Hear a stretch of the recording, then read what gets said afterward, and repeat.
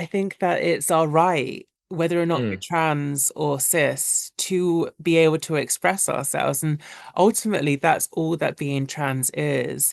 It's self-expression and bodily autonomy, two things that we should all be able to do. Hi and happy Pride. I'm so excited to sit down today with Pride 50 honoree Munroe Bergdorf, an incredible model and activist who's having a very busy summer with her newest book, Talk to Me, available now, and Love and Rage, a documentary about her life, releasing on July 15th. Munroe, how are you? Hi, I'm good, thank you. How are you? I'm good. I'm good. I'm just really happy to be talking to you. I feel like this is an incredibly busy Pride Month. Hmm. I mean, they all are, of course, but for you, you've got so much going on. I'm just curious how you're feeling about it all. What all do you have planned? What are you looking forward to this month?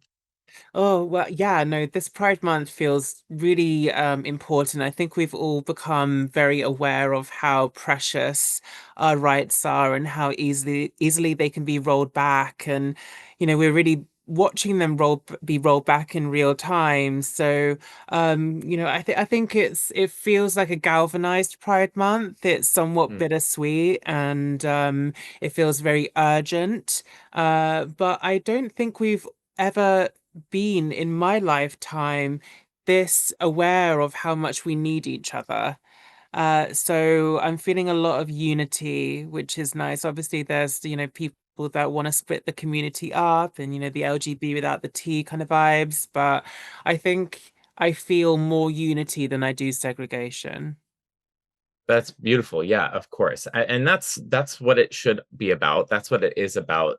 I think you're sort of getting to this point that I wanted to bring up, just this idea, this notion of Pride Month is one that's always evolving. You're speaking to right now, when our community, the trans community in particular, is very much under attack in the US, in the UK, in various ways.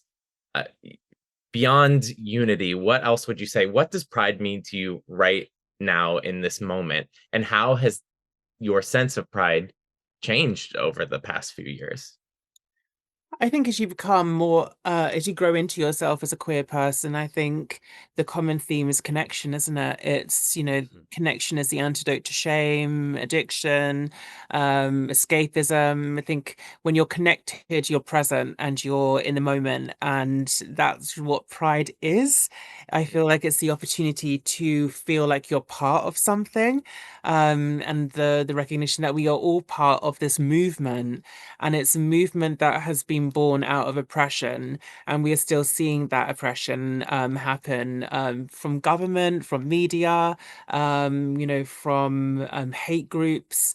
And I think it's, there's many different ways to be proud. There's many different ways to express that pride. I think from a wide spectrum of, the day of the protest and the parade to the conversations that we have in the lead up in the month around it, the recognition that pride is celebrated across the world and that there are queer people everywhere, that we've always been here, and that we can't just accept freedom for ourselves. It needs to be for everybody. I love the term, until we're all free, none of us are free. I think that that's extremely true, especially when, we're witnessing places where queerness isn't seen, where queerness isn't as free, and we need to make sure that those people know that we're thinking of them. So yeah, releasing this book and this film during Pride Month at this time feels extremely pertinent, and it's complete coincidence. There wasn't any thought behind that. We didn't know that things were going to be like this. I started writing this book 2 years ago. We started the process of this film 4 years ago. And the film is called Love and Rage. It's a strapline of London Trans Pride. I'm a Londoner. We've got the biggest trans pride in the world. I'm Mm. very proud of that. And my book is called Talk to Me, which is about opening difficult conversations and finding the connections that we all have with each other. We may be different, but that's something to be celebrated. Yes, absolutely. So it There's just so got much to really be in. sunny in London. It did get sunny. That was a beautiful moment. It's been raining all day and suddenly it's Oh, got Very bright. That's good. That's a sign. We'll take that. That's lovely. It looks so you're glowing. I mean, you are always, but even more so. I want to get into some specifics with the documentary and the book, of course, but you mentioned London having the biggest trans pride in the world. That is so amazing. What does that event, I think for those of us, especially in the States, who haven't been to Pride, trans Pride before in London, what does that event look like to you? What does that mean Yeah. to you? Why is it something that you look forward to every year?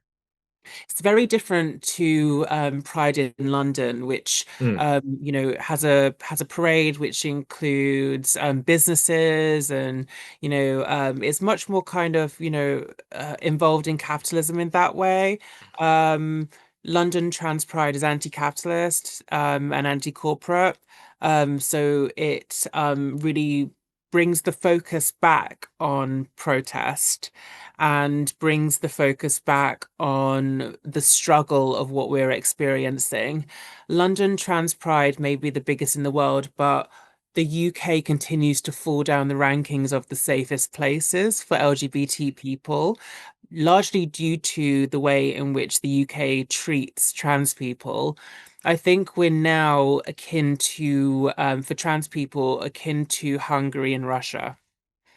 Um, I think it's a really dire situation. yeah. It's hard to be trans in the UK. London feels like somewhat of a sanctuary just because I mean, although public opinion may have been swayed by the media and politics, London feels like a very progressive place. We're such a melting pot. There's so many different kinds of people here, different races, faiths, classes as well. You can be in a very rich area and suddenly you're in a poor area. We live together. And I wrote this book because I want to find a way for us to live together. So, yeah, Pride feels like a time for us to not just talk about gender and sexuality, but the ways in which that intersects with the rest of society, and how can we get out of this culture war that just includes us all and chooses us to pick sides. It's so unhealthy. London Trans Pride really feels galvanizing and inclusive. The best part of it is seeing how many allies join the march each year. It grows year on year. Trans people make up less than 1% of the population in the UK. Those are not all trans people that are marching. And that feels great. It feels like people recognize that the conversation and the hatred aimed at trans people is not coming from the people, it's coming from those in power. Within the doc, your experience of moving to London and really finding yourself, and of course Yeah. finding community, finding chosen family. That's such a lovely part of the story to see. Can you tell me a little bit about how you started to see London as this place where you could find your people? Yeah, I guess actually, I did a radio show this morning and I had to pick some of my Pride classics. And I picked Bronski beat Small Town Boy. And I felt really emotional when I was talking about it because I realized actually that's a big part of the film. That feeling of going to the city as a queer kid, when you are living in a small town. I've basically just lived out the lyrics of Small Town Boy. But it's a narrative that's so shared and it's so universal of going to where you think the love is. And along the way, maybe you accept the love that love that isn't the kind of love that you should accept. You make your mistakes along the way. You're kind of like walking around the room in the dark, hoping that you can find the light switch. And London really offered me the space, and um, it helped me to find my people. And I felt like myself for the first time, maybe. I went to Brighton for university before I went to London, but it was in London that I transitioned and I came into my own. Brighton very much felt like where I was percolating, and I was a fully formed coffee when I got to London and just felt like I could embrace myself in my fullness. Oh, I love putting it that way. Fully formed coffee, robust flavor. Uh, we got the sauce in You, there and everything. yeah. So the documentary, of course, is called Love and Rage. I noticed within the doc, there's at least one point where you use Love and Rage almost as a sign off at a speech you're giving at a Pride event. I'm curious, what's the origin of Love and Rage to you? Why is this? It's so evocative, of course, but what does that phrase mean to you, and why is it something you wanted to use within this documentary?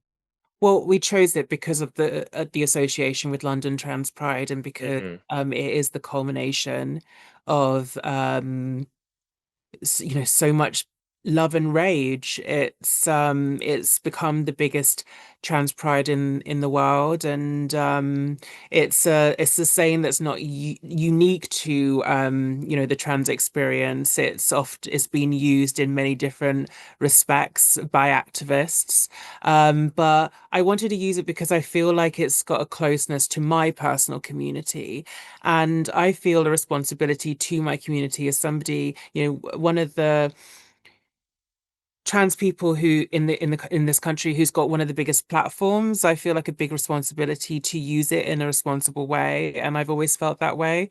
I take it very seriously, even if some people don't take me seriously. I think it's really important to me. My community is the most important thing to me in the world.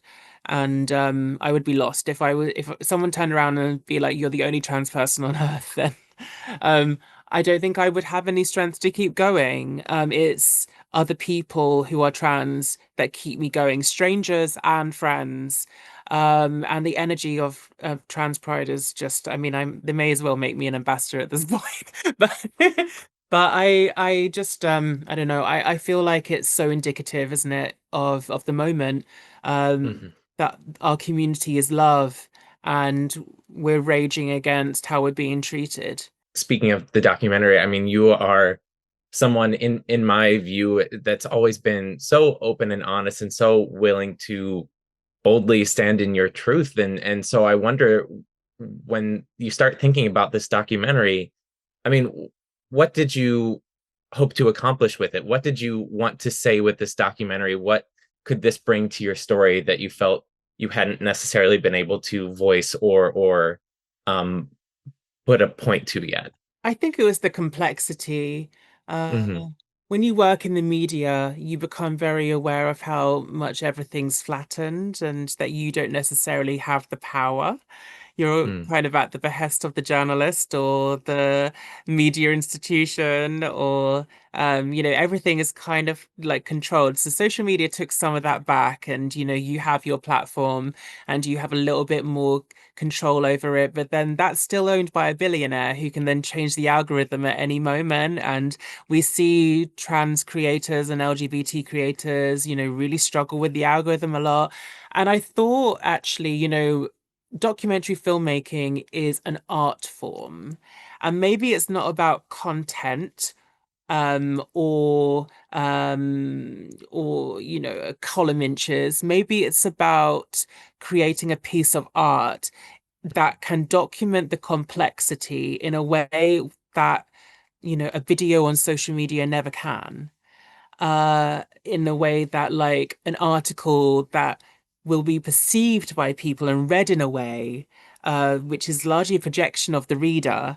Uh, Hmm. so there's a lot more that you can do with documentary filmmaking because it's filmed over a long period, and you get to see the messiness, the contradictions, the struggle, the persistence, the setbacks and the joy, everything.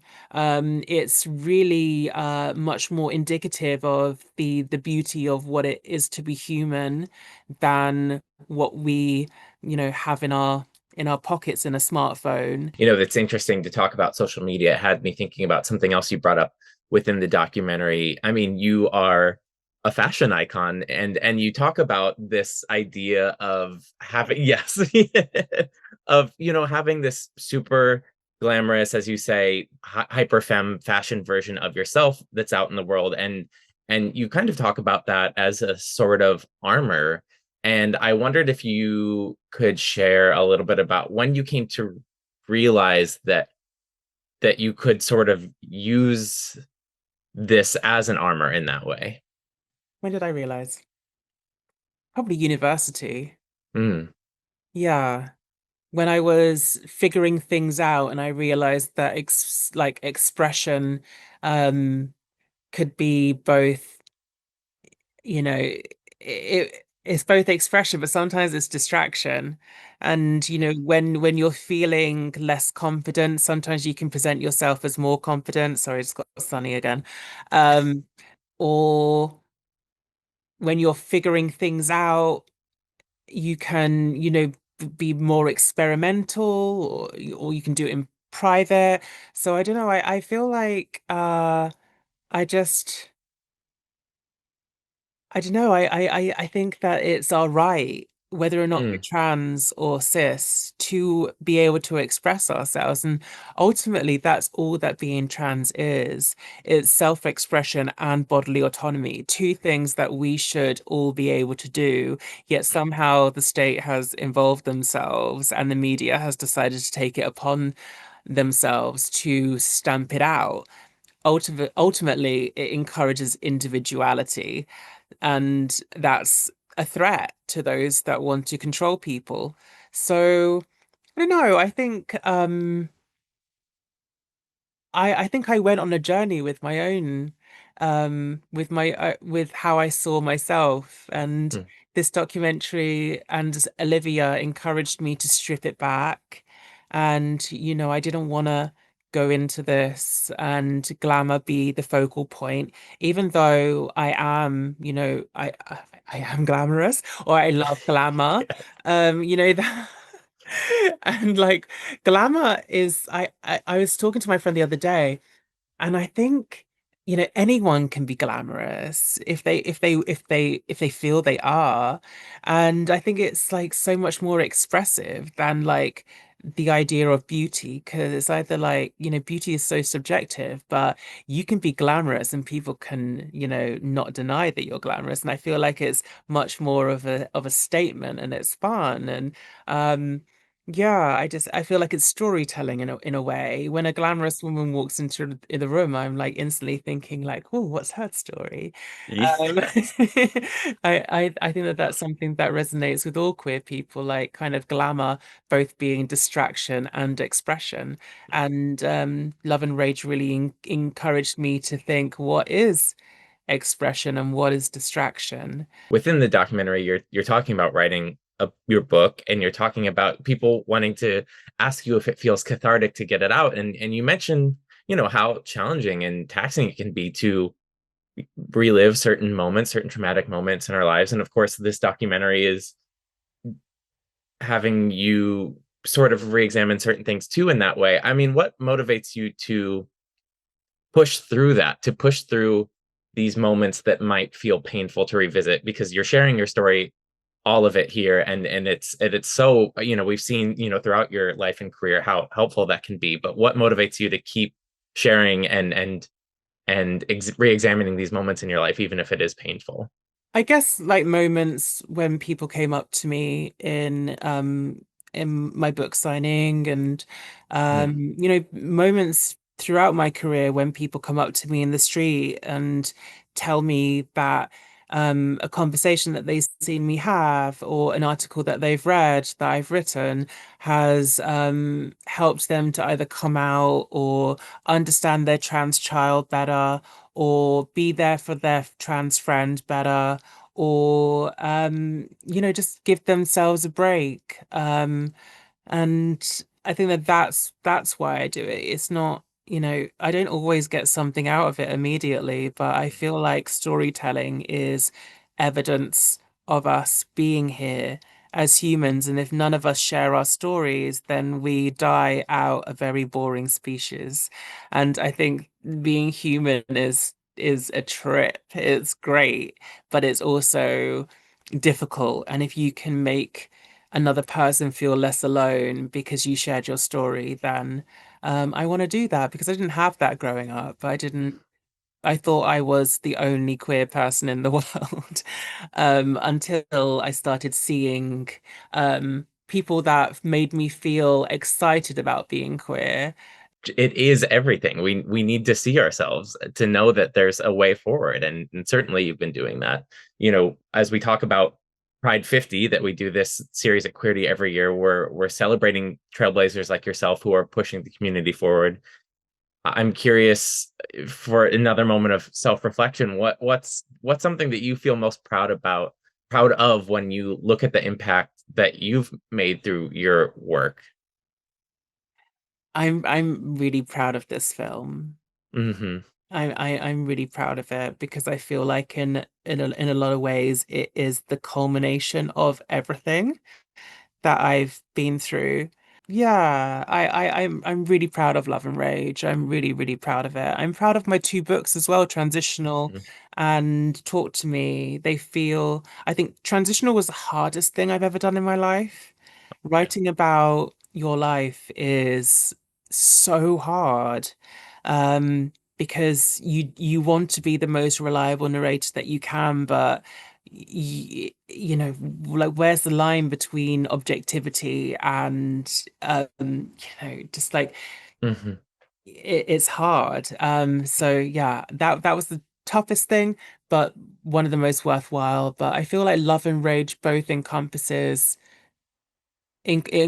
time of both books, and I'm writing those books whilst I'm shooting the film. So yeah, I'm really proud of this. As you should be. I love that we have this film and you're sharing your story, and as you did it in Transitional, and then you have Talk to Me out now. It's a really lovely companion because, hopefully folks are able to see this film and feel empowered and emboldened by it. And if they want to know how to move forward, they have Talk to Me, which is in a way a guidebook to have these conversations with people.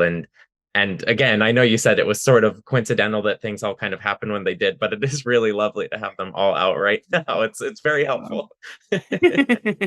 Thank you. Thank you so much. We will leave it at that. We'll, of course, let folks know that they can check out the documentary soon, depending on when they watch this. And the book is available now. So Yeah, Talk to Me, Love and Rage, Munroe Bergdorf. Thank you so, so, so much for your time, and happy Pride. thank you so much. Thank you so much.